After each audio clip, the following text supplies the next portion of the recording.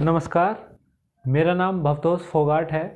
मैं दी ओम public school चित्सोना Alipur ज़िला बुलंदशहर में फ़िज़िक्स का अध्यापक हूँ।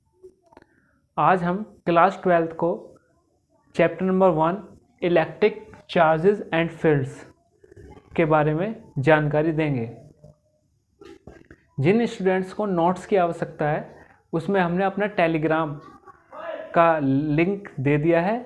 आप उस पर हमारे साथ ग्रुप में ऐड भी हो सकते हो और लिंक पे जाके आप पीडीएफ नोट्स प्राप्त कर सकते हो। तो अब हम शुरू करते हैं।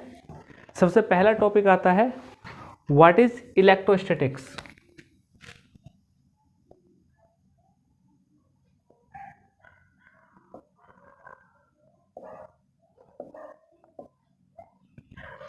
इलेक्ट्रोस्टैटिक्स फिजिक्स की वो ब्रांच होती है जिसमें हम फोर्सेस और फील्ड्स के बारे में जानकारी प्राप्त करते हैं जो स्टैटिक चार्ज की वजह से जनरेट होती हैं। स्टैटिक चार्ज मतलब चार्ज जो रेस्ट पे है, वो मूव नहीं कर रहा है। रुके हुए चार्ज की वजह से जो फोर्स जनरेट होता है और जो फील्ड जनरेट होता है हम उसकी स्टडी करते हैं। ये वो ब्रांच होती है इलेक्ट्रोस्टैटिक्स। इसके बाद हमारा फिर बात आती है इलेक्ट्रिक चार्ज।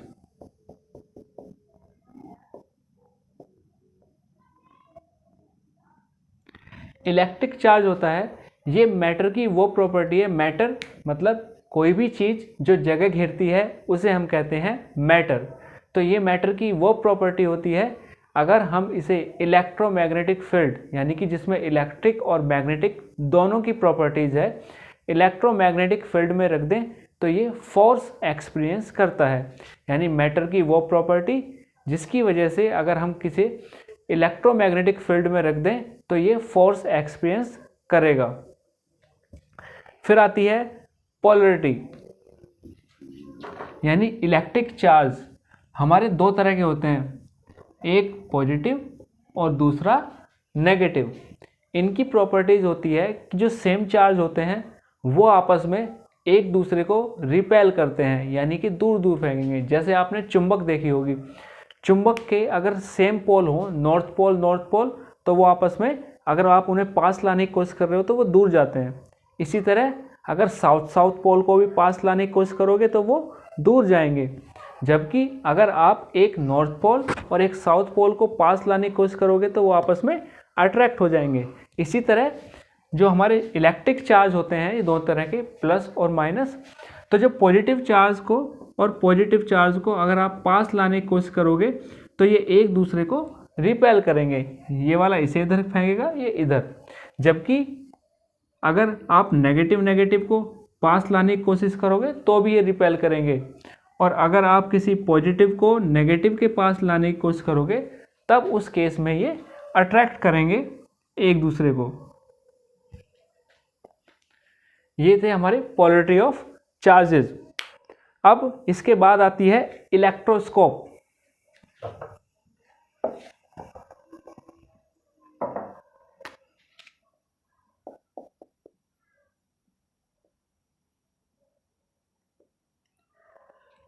इलेक्ट्रोस्कोप एक एपरेटस होता है जिसकी सहायता से हम ये पता चल जाता है कि इस पे कोई भी ऑब्जेक्ट है उसके ऊपर कितना चार्ज प्रेजेंट है या प्रेजेंट नहीं है।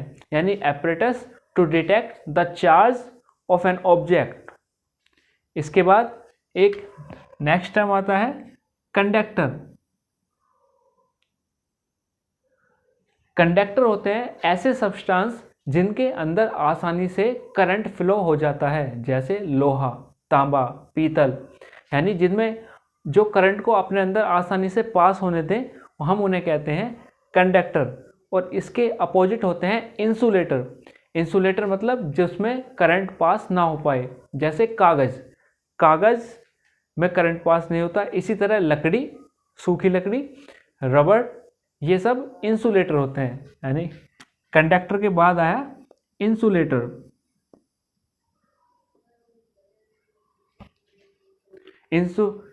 सबसे अच्छा विद्यार्थियों के लिए अगर है तो वो कागज़ है। अगर आपको कभी बिजली का काम की आवश्यकता पड़े, कोई तार वार आपको ठीक करना हो, तो आप कागज़ का इस्तेमाल कर सकते हैं। कागज़ इंसुलेटर है और कागज़ में करंट पास नहीं होता।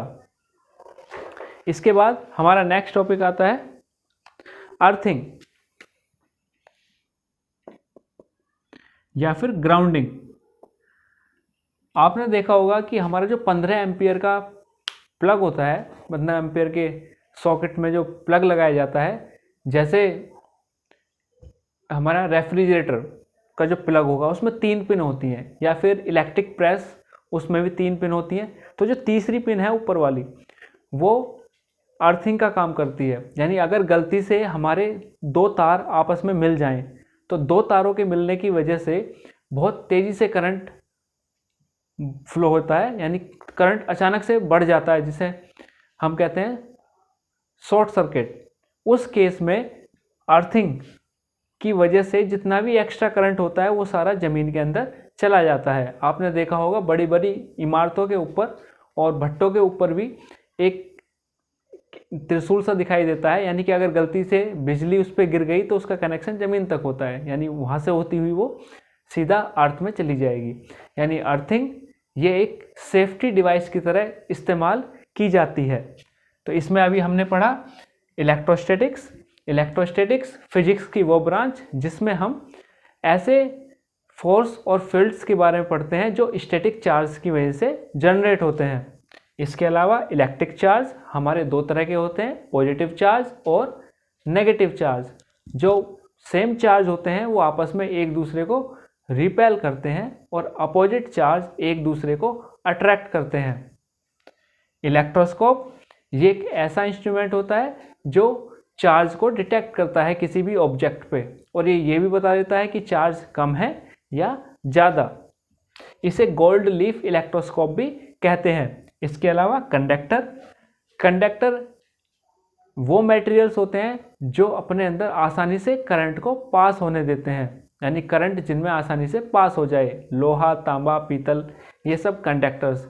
इसके अलावा ऐसे मटेरियल्स जो अपने अंदर से करंट को पास ना होने दें, हम उन्हें कहते हैं इंसुलेटर, जैसे कागज़, लकड़ी, रबड़ इत्यादि। अर्थिंग ये एक सेफ्टी डिवाइस की तरह इस्तेमाल किया जाता है।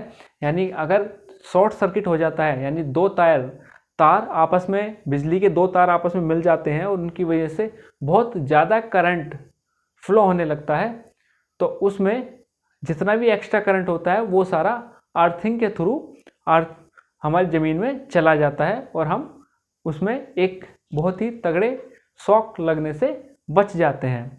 तो आज के में इतना ही। धन्यवाद।